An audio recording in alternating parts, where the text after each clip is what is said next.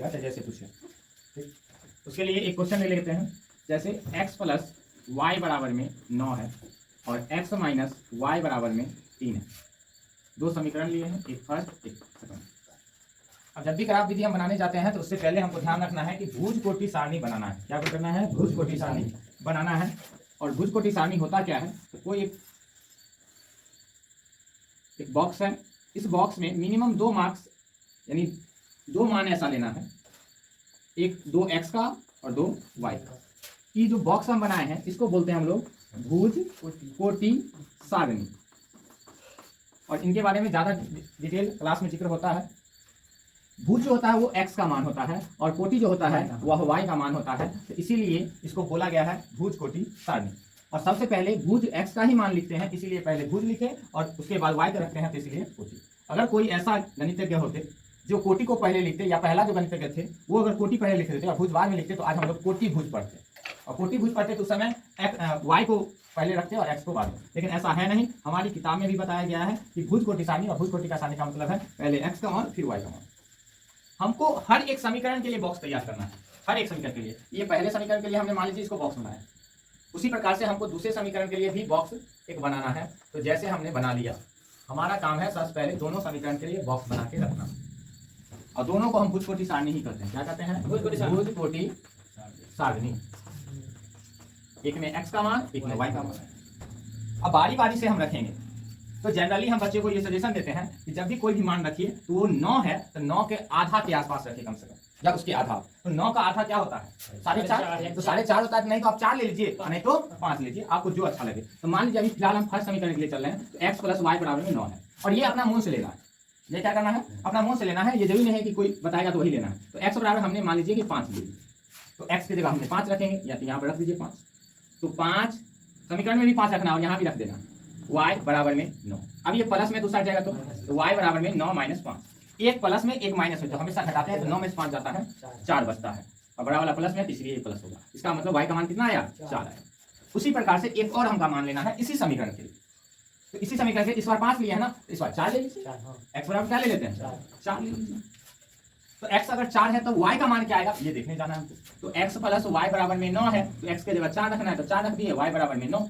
तो y बराबर में क्या हो जाएगा? 9 में से 4 चला गया तो क्या बच जाएगा? 5, क्योंकि एक प्लस एक माइनस में है तो घटता है, और 9 में से 4 गया तो 5, बड़े वाला के साथ प्लस है तो इसलिए तो इसीलिए ये क्या हो जाएगा? तो हमारे एक समीकरण के लिए भुज कोटि सारणी तैयार हो गया। अब दूसरे समीकरण के लिए अगर हम देखने जाए तो उसके लिए हमको क्या करना पड़ेगा, गौर से देखिए।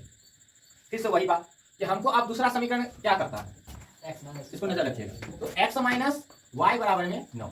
अभी हम इस समीकरण के लिए चल रहे हैं, इसके लिए भुज कोटि सारणी तैयार करेंगे। तो इस 9 है, 3 है, सॉरी 3, और 3 का आधा क्या होता है? 1.5। और 1.5 होता है, या तो उसके आसपास 2 ले लीजिए, नहीं तो 1 ले लीजिए, सीधे सी बात। तो अगर मान लीजिए हम x बराबर 1 ही ले लेते हैं, x बराबर क्या ले लिए? 1 ले लिए, तो x की जगह क्या रखेंगे? 1 रखेंगे। 1 माइनस में y बराबर में 3, तो माइनस y। अब ये प्लस में दूसरा जाएगा तो माइनस 3 माइनस 1 हो जाएगा।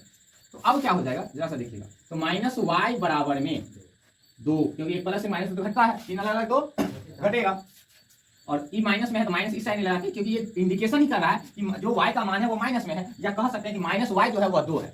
तो यह भी हम बात कर सकते हैं कि y बराबर -2 है, कोई फर्क नहीं है दोनों के बात में। तो हमने यहाँ -2।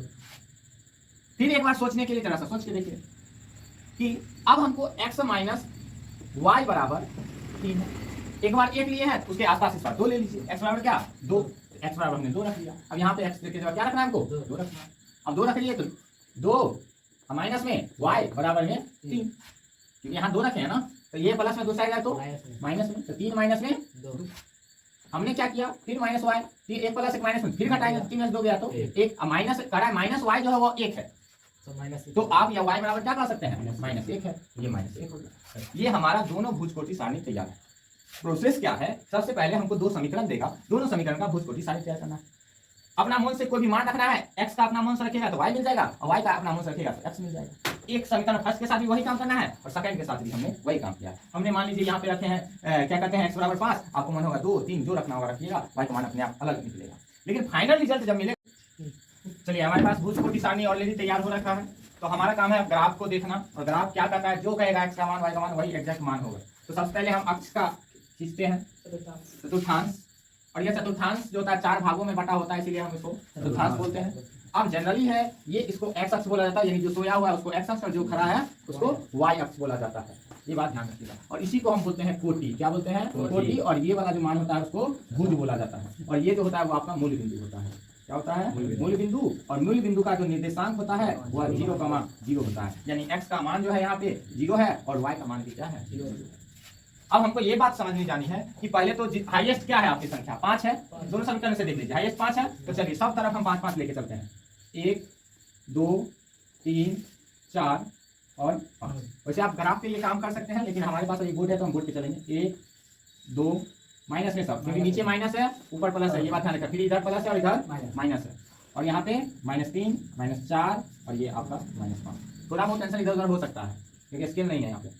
1 2 3 4 और ये 5। फिर इधर माइनस में आ जाते हैं, -1 -2 -3 -4 और -5। ये आपका तैयार हो गया। अब जैसे जैसे हमको ये पहला समीकरण के बारे में बोलेगा, ये आपका पहला समीकरण का है और ये वाला क्या है? दूसरा समीकरण। आपको नहीं है तो आप लिख सकते हैं। x + y = 9 का ये है और ये है आपका x - y = 3 का समीकरण। पहले इसके अनुसार ये कहता है x का मान 5 है, तब उस समय y का मान 4 होना चाहिए। तो कौन चीज में है x का मान? प्लस में। तो प्लस वाला x कहाँ पे? ये वाला पे। ठीक। अब y बराबर कहाँ है? 4। इसमें प्लस में ये वाला। तो एक काम कीजिए, इसको इस तरफ भी दीजिए और इसको इस तरफ भी दीजिए। ये पॉइंट आया, जिस पॉइंट का x का मान कितना है? 5 और ये 4। फिर इसके बारे में देखिए, x = 4 कहाँ पे? ये वाला अक्ष पे। और y = प्लस में 5 कहाँ? यहाँ वाला पे। एक बार पुनः इधर भी दीजिए और इसको पुनः इधर भी दीजिए। ये वाला जो पॉइंट मिला यही आपको कहता है 4,5 है। 4,5 इसीलिए क्योंकि x का मान क्या है? 4 और x का मान ही पहले लिखा जाता है, उसके बाद y का मान लिखा जाता है। ये पहला समीकरण का काम हमको हो गया। दूसरा समीकरण का काम देखते हैं जरा सा। दूसरा कहता है प्लस में 1 हो और y = -2 होना चाहिए। तो प्लस में 1 कहाँ है? कौन चीज में? x वाला यहाँ पे। और y = -2 किधर? नीचे यहाँ पे। तो ये वाला किधर आएगा? इधर आएगा और ये वाला इधर जाएगा, यानी एक पॉइंट यहाँ पे हमको ये वाला मिला। फिर अगला देखिए, x = 2 प्लस में, तो x = 2 यहाँ पे। और y = क्या? -1, तो ये वाला यहाँ पे। तो ये वाला किधर जाएगा? इधर, और ये वाला इधर। तो ये पॉइंट आपका ये हो गया। इसका नाम आप रख सकते हैं x = 2 और y = -1। और इसका मान क्या होगा? क्योंकि x का मान यहाँ क्या है? 1 है ना, तो ये 1 -2। चलिए अब हमारा काम है इस दोनों बिंदु को अलग से मिला देना, इन दोनों बिंदु को अलग से मिला देना। मिला दिए, अब फिर इस दोनों बिंदु को अलग से मिला दीजिए।